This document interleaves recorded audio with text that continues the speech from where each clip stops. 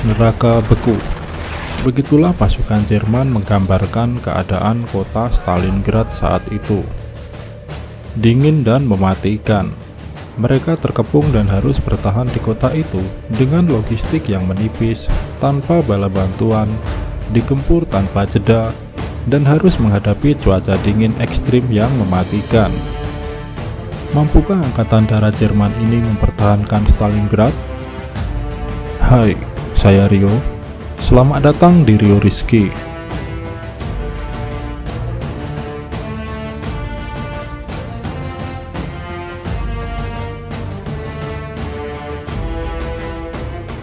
Pada tanggal 22 Juni 1941, Jerman melancarkan invasi ke Uni Soviet. Serangan ini dikenal dengan Operasi Barbarossa.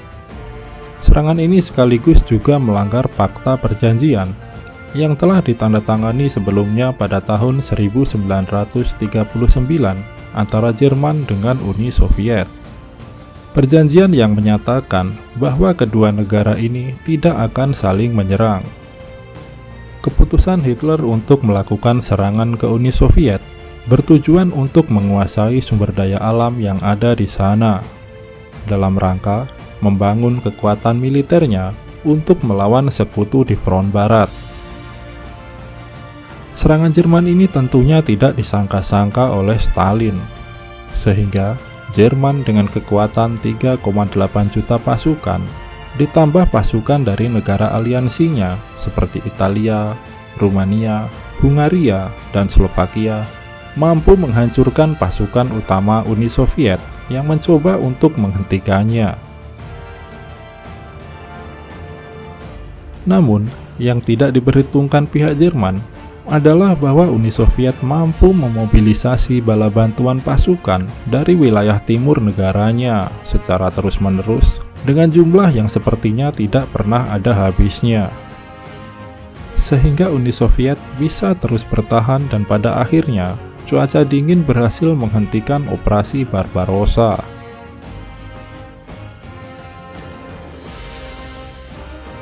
Pada musim panas di bulan Juni 1942, Hitler memerintahkan Angkatan Darat ke-6 Jerman di bawah komando Jenderal Friedrich Paulus untuk kembali melakukan serangan besar ke Uni Soviet melalui Operasi Bleu atau Operasi Biru.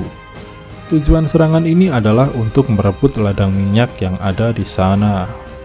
Dalam serangan ini, pasukan Jerman dibagi menjadi dua kekuatan, yaitu Grup A yang menyerbu ke pegunungan Kaukasus, dan Grup B yang menuju ke Sungai Volga dan Stalingrad.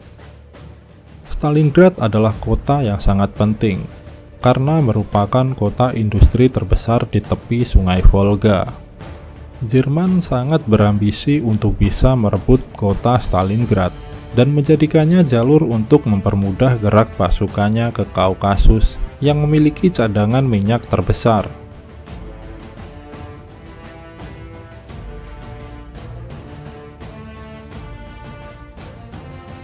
Pada bulan Agustus, pasukan Jerman membuat kemajuan yang bagus dengan berhasil melintasi Sungai Volga. Sementara, Angkatan Udara Jerman terus melancarkan pemboman besar-besaran ke kota Stalingrad, yang menjadikan kota ini menjadi puing-puing dan menewaskan lebih dari 40.000 warga sipil. Pada awal September, Jenderal Paulus memerintahkan pasukan darat Jerman untuk menyerang Stalingrad. Dia memperkirakan bahwa dalam 10 hari, Stalingrad akan berhasil dikuasai. Namun, perkiraannya ternyata salah, karena tentara merah di bawah Jenderal Vasily Zhukov memberikan perlawanan yang keras. Mereka menjadikan puing-puing kota Stalingrad menjadi benteng alami untuk pertahanan dan gerilya perang kota. Kerasnya pertempuran, kurangnya pasokan makanan, air, dan peralatan medis membuat puluhan ribu orang meninggal setiap minggunya. Tentara Merah semakin terdesak dengan gempuran pasukan Jerman yang lebih unggul dalam peralatan tempur. Kemajuan pasukan Jerman ini membuat dirinya menjadi terlalu yakin dan meremehkan saat Joseph Stalin memerintahkan untuk pengiriman bala bantuan besar-besaran ke Stalingrad. Pada 19 November, Jenderal Zhukov melancarkan Operasi Uranus, yaitu operasi serangan balasan kepada pasukan Jerman di Stalingrad. Operasi Uranus ini melibatkan 500.000 tentara Soviet, 900 tank, dan 1.400 pesawat. Dalam waktu 3 hari, seluruh pasukan Jerman yang berjumlah lebih dari 200.000 orang telah terkepung dari segala penjuru. Pasukan aliansi Jerman di Stalingrad, yaitu pasukan dari Italia dan Rumania, telah menyerah terlebih dahulu. Sedangkan pasukan Jerman masih terus mempertahankan Stalingrad sambil menunggu bala bantuan datang. Namun, bala bantuan yang mereka tunggu tak kunjung datang. Sedangkan bantuan logistik yang coba dikirimkan melalui udara, banyak yang berhasil digagalkan. Kondisi pasukan Jerman saat itu benar-benar memprihatinkan. Posisinya yang terkepung, tanpa bala bantuan, tanpa persediaan makanan dan obat-obatan, ditambah cuaca dingin ekstrim yang mematikan, maka banyak di antara pasukan yang meninggal karena penyakit dan hipotermia, hingga akhirnya menjadi mayat beku. Sebenarnya pasukan Jerman ini memiliki kesempatan untuk keluar dari Stalingrad sebelum mereka benar-benar terkepung. Namun, Hitler memerintahkan Jenderal Paulus untuk tetap bertahan di Stalingrad. Walaupun Jenderal Paulus sudah menjelaskan keadaan pasukannya yang berada di ujung tanduk, namun Hitler tetap bersikeras memerintahkannya untuk tetap mempertahankan Stalingrad. Pada 21 Januari 1943, bandara terakhir yang dipegang pihak Jerman jatuh ke tangan Soviet. Ini benar-benar memutus total pasokan logistik untuk pasukan Jerman yang sedang bertahan di sana.